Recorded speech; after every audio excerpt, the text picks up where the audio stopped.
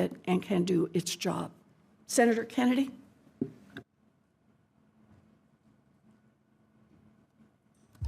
Thank you, Madam Chair. General, welcome. Help me. I tried to listen carefully to my colleagues, but I'm still a little bit confused. You've been IG since 2011, and you do a lot of internal investigations. In other words, did some particular employee at the Fed not do their job? Is that correct? Yes. About how many of those you think you've done? Well, in terms of investigations of potential misconduct or wrongdoing, we have typically had a running average of about 60 or 70 of those. Obviously, the pandemic... Is that total? 60 or 70 a year? No, at any point in time. Okay. Many of them are closed. New ones come in through our hotline, which we open up, but that's typically a rough gauge for how many investigations we have pending. Since you've been there in 2011, again, I'm talking internal investigations, would 500 sound right? I'd have to look into it. I don't want to give you a number. No, I'm not going to hold you to it. Wasn't many. Is it more? You think it's more than 500? I would like to look into it and get you an exact number. Okay. In what percentage of the cases, just ballpark, do you find wrongdoing? Again, it would be a wild guess, and I'm not comfortable giving one to you, but we can certainly look into that and develop those numbers for you. Frankly, I would have thought would have that before you came today. We think it's more than half? No, I would not think so. More than a quarter? That's where I'm uncomfortable. Well, is it happen frequently that you find wrongdoing, or infrequently? It's not infrequent. It's not infrequent? Mm-hmm. Okay. All right. And when you find wrongdoing, are the people who committed the wrongdoing, according to your report, fired? Sometimes. Okay. What percentage are fired? Again, sir, I would like to get you a specific number if that's what you'd like. Yeah, I think if you could get us that number, and perhaps we could do this again.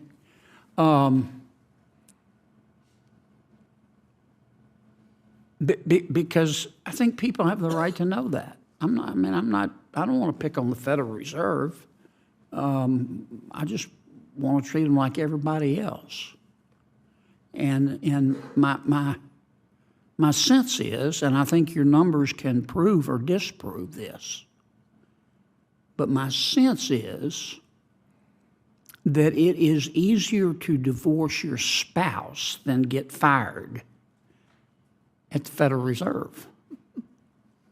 And if that's the case, we're entitled to know that. It's a lot of money over there. And that's not a criticism of anybody.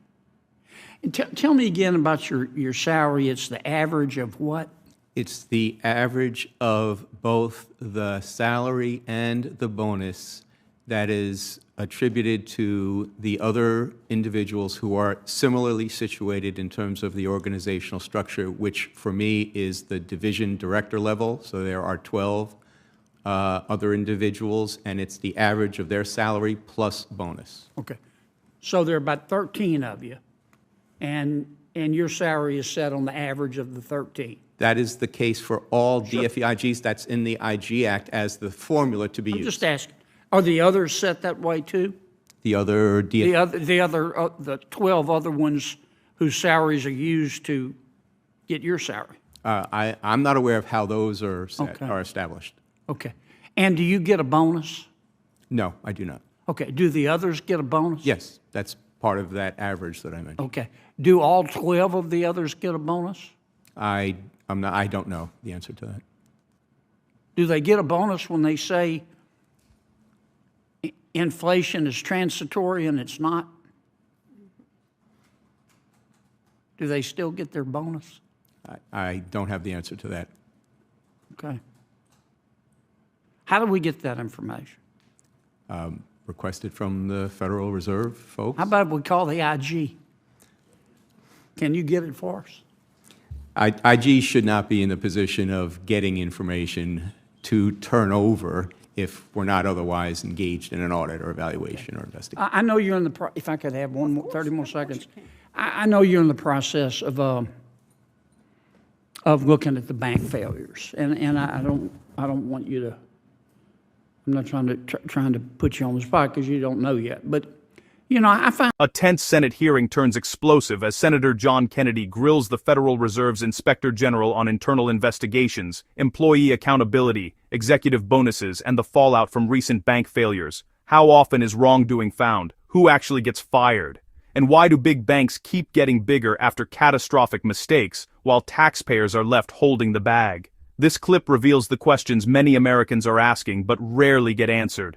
you know, I find two things ironic. Maybe irony is the wrong wrong word to use, but as a result of these well, strike that.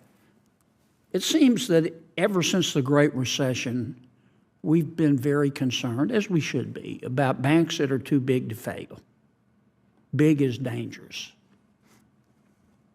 I'm not against big. I'm against dumb. So, but if you have an institution that is really, really big and it does something dumb, it hurts a lot of people. Nobody ever goes to jail, but that's a separate story. But it looks to me like, as a result of these recent failures, that our big banks are getting bigger. And I find that ironic. Again, maybe the wrong word. I don't know if you're going to look at that in your studies. Well, Senator, that strikes me as being a straight-ahead policy issue. The Federal Reserve Board decides what rules of engagement for the supervision of banks at different sizes, tailoring.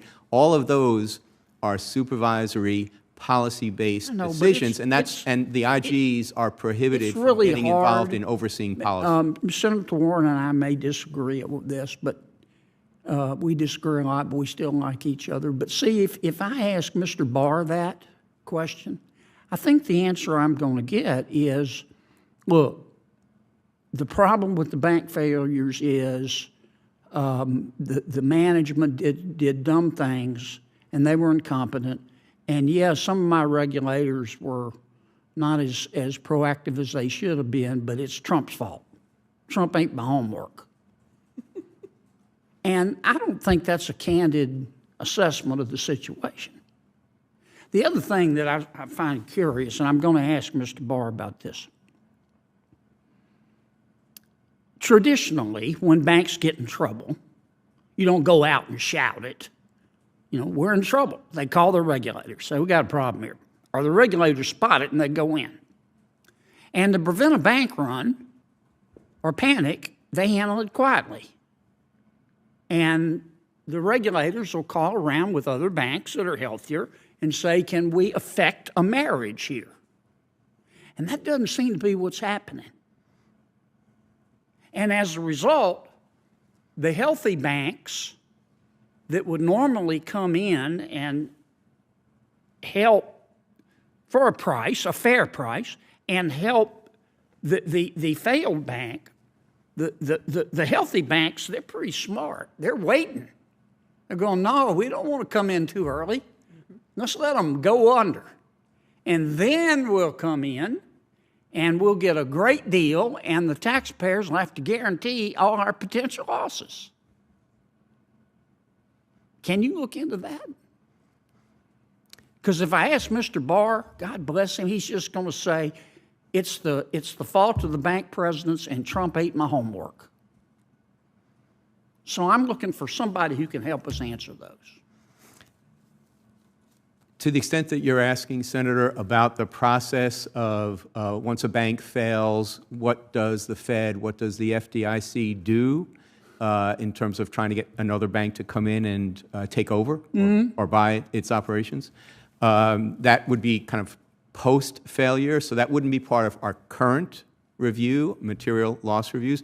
but we can consider looking into the kind of post-failure issues like that, or discussions that may have been had with the other financial regulators. I'm taking too long, but here's what I'm getting to. And this is not a criticism of J.P. Morgan or Mr. Diamond. I have great respect for both of them. But you know the deal they made is a good deal. I'm not suggesting that they shouldn't have made a good deal for their shareholders. But the truth is, the deal was so good, if we still had white pages, you could open up the white pages, put your hand over your eyes, and pick a name and say, we're giving you this deal. And it would be successful.